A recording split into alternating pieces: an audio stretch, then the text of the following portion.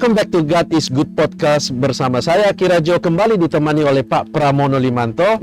Hari ini kita akan mendengar kisah tentang Pak Pramono Limanto, di mana dia menemukan the will of God di dalam kehidupan dia. Mungkin Pak Pramono kita bisa mulai aja. Iya, saya ini kalau disuruh cerita perjalanan saya, enggak ada yang matching hari ini saya jadi hamba Tuhan. Maksudnya dalam perjalanan saya lahir di keluarga yang tidak mengenal Kristus. Dari 5 saudara, saya anak nomor 4. Keluarga kami bukan keluarga di dalam Kristus. Ya, itu yang pertama. Yang kedua, saya punya sekolah, malah bukan sekolah teologi ya. Sekolahnya sekolah apa, Pak? Saya lulus dari manajemen banking UK Petra Surabaya. Universitas Kristen Petra Surabaya, Fakultas Manajemen. Tahun 94 saya lulus. Lumayan jauh dari teologi. Jauhnya luar biasa. Tapi saya kalau ditanya gimana, sebelumnya kita pernah ngobrol kemarin, coba aja, belajar aja, jangan berhenti mencoba. Kalau tahu salah, ya kita paling menebusnya dengan waktu lebih lama. Tapi kembalilah ke track yang Tuhan mau sampai kita ke tujuan. Dan apa yang sudah saya jalani, misalnya kuliah sampai lulus S1 Sarjana Ekonomi dari UK Petra Surabaya, saya pikir tetap punya bekal. Membuat saya, karena terasa sampai S1, wacana saya jadi lebih luas. Wawasannya. Cara pandang saya. Karena sekolah itu, tak pikir salah satu efeknya, lihat sesuatu bisa lebih panjang, bisa lebih luas dari perspektif yang berbeda. Karena otak diasah sekian lama, ya. Jadi tidak ada yang sia-sia juga. Tapi itulah yang terjadi. Lahir dari keluarga yang tidak ada hubungan, apalagi jadi hamba Tuhan, Kristen aja kagak, gimana? Gimana caranya? Keluar itu tadi. Tapi Tuhan tuh lewat kakak saya bertobat. Saya adalah petobat kedua. Saya punya 4 saudara, saya anak nomor 4, punya 1 adik, punya 3 kakak. Kakak nomor 1 dulu yang di dalam Tuhan. Lalu saya yang kedua. Lalu satu persatu dari saudara-saudara yang lain. Dan yang luar biasa, sebulan sebelum Papa meninggal, Papa baru mau terima Yesus sebagai Tuhan dan Juru Selamat. A month before he passed away. 1 bulan, coba ketar-ketirnya kita. Tapi 12 tahun kemudian mami saya dan saudara-saudara, 8 hari sebelum meninggal baru mau terima Tuhan. Wah, ini betul-betul anugerah. Seperti yang Tuhan katakan, 1 orang selamat, seisi rumah dimenangkan. Nah, itu dari sisi keluarga. Itu janji Tuhan ya. Saya tidak ada background sama Tuhan, berarti mestinya keluarga kayak begini. Sekolah juga begitu. Saya sekolah TK, SD, SMP, SMA, sampai kuliah tidak ada hubungan dengan pelayanan. Nggak ada hubungan dengan pelayanan, ya, sekuler istilahnya gitu.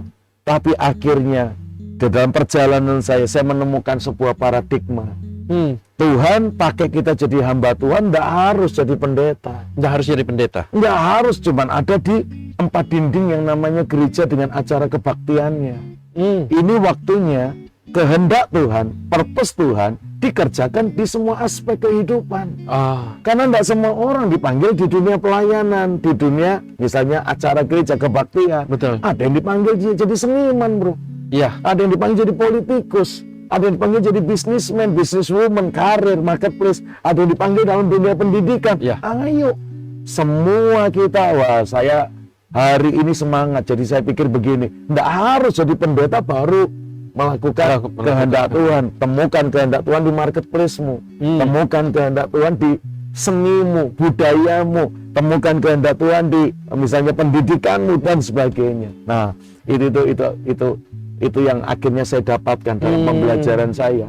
Dan kita tahu itu menaklukkan 7 gunung, menerobos 7 pintu gerbang. Itu salah satu cerita ini bahwa Tuhan bisa dilayani di semua aspek kehidupan. Nah, untuk saya sendiri, saya tuh dari SMP kelas 2 udah khotbah. Karena dari SMP kelas saya bertobat SD kelas 5. Wow. SD kelas 5 saya bertobat. Sekarang pakai kelas 7, kelas 8 ya. Saya di kelas 8, SMP kelas 2 udah pelayanan di sekolah, bro. Jadi hari itu di sekolah ada hormat bendera. Kalau memulai pelajaran hormat bendera, ada penataran P4 ya dan sebagainya. Nah, setelah hormat bendera itu, karena saya ada di sekolah Kristen, SMP Kristen, ada renungan pagi. Biasanya kepala sekolah ngasih renungan, guru-guru yang beragama Kristen ngasih renungan. Lah saya tuh bisa dapat kesempatan. Mungkin ketika saya ngobrol dengan guru-guru bilang, sharingmu bagus sekali, kamu bisa pimpin sharing besok di sekolah enggak? Yang dengar saya kelas 1, kelas 2, kelas 3, enggak tahu saya kelas 1-nya atau kelas 2-nya atau kelas 3-nya. Itu latihan saya khotbah. Makanya sekolah Alkitab saya di SMP yang saya sebut nama SMP IMKA Surabaya. Oh. Itu sekolah yang mendidik saya jadi hamba Tuhan. Sebelum saya resmi jadi pendeta. Praktek dulu, gelar nyusul. Panggilan nyusul. Bahkan sampai hari ini pun saya nggak punya gelar kependetaan apapun mestinya. Wong nggak pernah sekolah Alkitab. Saya bergerak dengan gereja komunitas yang tidak kenal formalitas yang seperti itu. Jadi saya cuma punya fungsi sampai hari ini. Tapi ternyata dari awal Tuhan tanam benihnya dengan kesempatan-kesempatan yang Tuhan beri. Lulus SMP, masuk SMA. Saya masuk SMA Katolik. Zaman itu tahun 87-90 musim persekutuan doa sekolah. Saya izin sama kepala sekolah untuk bikin persekutuan doa sekolah. Nggak diizinkan.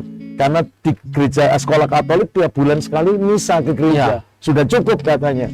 Akhirnya kita pinjem kos-kosan teman yang cukup luas. Untuk teman-teman yang hari Sabtu siang pulang sekolah lebih awal, mau persekutuan, kita persekutuan bro. Wow. Saya melayani lagi di situ. Satu rekan lagi yang bersama saya, Erwin Krisnanda, salah satu soundman terkenal di Indonesia. Pencipta lagu Kasih Mengubah Dunia, itu Erwin Krisnanda. Itu bersama-sama di SMA namanya SMA Katolik Frateran Surabaya. Kami bikin persekutuan doa. Kami layani teman-teman. Lalu kalau pelajaran agama selesai, saya suka bilang, Bu, saya boleh ngajar lagu rohani enggak? Jadi guru agama Katolik saya itu selalu mengizinkan 5 menit, 10 menit sebelum pelajaran berakhir saya ngajar lagu. Dan saya masuk lewat pujian penyembahan. Teman-teman dengar lagu-lagu penyembahan buat Tuhan.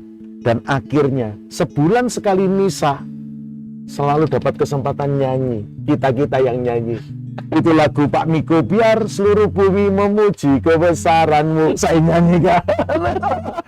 Dan teman-teman awal tertarik lewat pujian. Akhirnya datanglah persekutuan Sabtu yang tidak diizinkan di sekolah. Tapi di kos-kosan teman. Orang datang di sana, kita bikin retreat, kita layani teman-teman. Wow. Jadi dari SMP, dari SMA, benih-benih pelayanan terus Tuhan taruh. Begitu kuliah di UK Petra sama. Saya aktif di persekutuan doa kampus. Bahkan berapa kali ada kesempatan, nggak ada pembicara, kita ngobrol, saya yang ternyata jadi pembicaranya. Dan teman-teman pada terberkati dengan sharing kayak begini ini. Saya ngobrol, makanya sampai hari ini paling demen ada di meja ngopi atau makan ngobrol, dan yang diobrolkan hati Tuhan, kebenaran Tuhan sampai hari ini. Itu menjadi ciri khas pelayanan saya sampai hari ini. Selain yang formal-formal di mimbar gereja, saya kalau duduk di meja makan, di meja kopi, di meja pisang goreng, selalu ngobrol share firman Tuhan. Itu paling asik memang. Itu paling asik. Mulut buka, hati buka. Itu saya kerjakan. Jadi lihat, panggilan Tuhan untuk saya melayani itu benihnya ditanam, ditumbuhkan lewat yang nggak ada hubungannya dengan kebaktian, nggak ada gereja, sekolah, ketemu teman-teman, nongkrong, tapi kita pakai semua. Dan kalau Bro Akira baca Alkitab, Yesus melakukan yang sama. Ya. Dia tidak nunggu hari Sabat di bait Allah, di sinagog baru kebaktian. No. Ada dia mengajar di bukit. Ucapan-ucapan bahagia kan khotbah di bukit, Matius 5. Dia sharing di rumah si A, di rumah si B. Dia sharing di everywhere, semua tempat menjadi tempat benih Tuhan, tujuan Tuhan diselipkan, diinjeksikan, dan dimunculkan. Makanya kalau ditanya apa memang panggilan jadi hamba Tuhan, saya hidupin itu sejak saya SMP loh, sampai hari ini. Sejak tahun 85, 86 sampai hari ini udah 40 tahun kira-kira saya hidupin panggilan pelayanan ini gitu. Nah akhirnya setelah saya lulus kuliah tahun 94, saya baru full time tahun 99. 5 tahun. 5 tahun saya masih ada di dunia sekuler. Ya tadi nyoba dulu. Kebetulan kan orang tua nggak Kristen bro. Kalimat papa mama saya, ngapain lu kuliah UK Petra kalau jadi pendeta, gitu kalimatnya. Kalau kamu kuliah UK Petra jangan jadi pendeta, kuliah sarjana teologi sana. Saya kuliah UK Petra manajemen banking fakultas saya. Jadi saya sempat kerja lah bro. sempat kerja, tapi dalam pekerjaan sering izin ngisi retret melayani. Sampai saya sungkan dengan bos saya. Saya bergabung di kantor manajemen di Surabaya, salah satu kantor manajemen, suka bikin training manajemen gitu. Jadi akhirnya saya suka izin lah, Pak, saya izin 2 hari yang ngisi retret. Saya izin pulang awal ya, nanti malam KKR di mana gitu-gitu. Tapi target tak penuhi. Tetap bertanggung jawab. Oh iya. Kalau enggak saya enggak dibayar, bro. Dicoret, dikeluarkan dengan tidak terhormat. Tapi memang dalam pelayanan kita nggak bisa mengabaikan tanggung jawab kita. Betul. Itu yang membuat saya akhirnya, wah saya enggak sehat kalau begini terus. Mungkin dengan bos saya yang ngerti prestasi saya dan pelayanan saya enggak masalah, karena bos saya ngerti saya pelayanan banget. Tapi teman-teman yang lain nanti dipikir saya anak emas. Iya. Jadi mereka iri. Jadi akhirnya saya resign. Saya nggak lama di kantor konsultan tuh, nggak lama. Tapi happy ending. Karena sebelum saya resign, saya menggolkan sebuah proyek training yang per orang in-house trainingnya 25 juta. Dan itu goal, bro. Wah, itu tahun 96, 95 kali. Wow. 95. Jadi saya tuh keluar dari perusahaan itu memberi harum. Tahunnya harum. Karena goal cukup besar, in-house training perusahaan, kalau nggak salah AC, perusahaan AC merek tertentu itu ambil training kita yang bayarnya per orangnya 20 juta atau 25 juta. Jadi aku harum keluar dari kantor itu. Dan teman-teman melihat, walaupun saya suka izin pulang lebih awal, suka retret, tapi ini nggak kena target. Ini yang maksudnya Bapak waktu kemarin ngomong itu tentang tujuan umum ya? Iya, yang soal bisnis, soal karir, soal keuangan. Kita nggak keluarga juga gitu. Akhirnya saya belum full time. Saya bilang sama Papa, boleh nggak aku bantu di toko? Tapi aku pelayanan ya, Pak. Artinya gini, kalau izin dengan Papa sendiri lebih awal. Daripada dengan majikan dan dilihat teman-teman kan gitu, Pak. Akhirnya aku masuk toko, bro. Saya masuk toko. Jadi kerja sekuler yang resmi itu nggak lama, setahun atau nggak sampai mungkin. Nggak sampai. Akhirnya aku masuk tokonya Papa. Papa jual neraca, jual alat-alat ukur. Saya masuk. Koko saya partai besar, saya ada di toko yang eceran. Nah itu, saya di situ. Aturannya ada apa-apa. Jadi berapa kali pulang dulu juga. Kadang hari Sabtu nggak nongol di kantor. Dulu kerja sampai Sabtu, Minggu aja yang libur. Sekarang kan Sabtu Minggu.